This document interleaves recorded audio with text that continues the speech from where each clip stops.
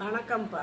கோவக்காய் வந்து ஒரு குளிர்ச்சியான காயும் கூட, நார்ச்சத்துள்ள காய், இரும்பு சத்து நிறைய உள்ள காய்.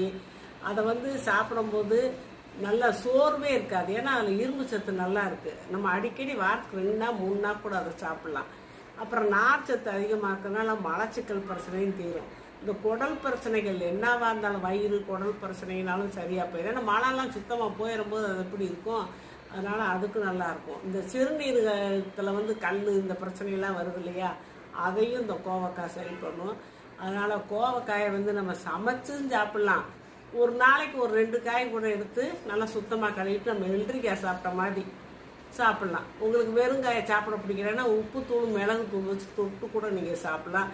இது பொடியை நறுக்கி அதில் தூவி ஒரு தூள் எலுமிச்சம்பழம் சாறு அப்படியே லேசாக போட்டு அதையும் சாப்பிட்லாம். அப்படி சாப்பிட்டீங்கன்னா கோவக்காய் வந்து ஒரு மருத்துவ காய்ப்பா.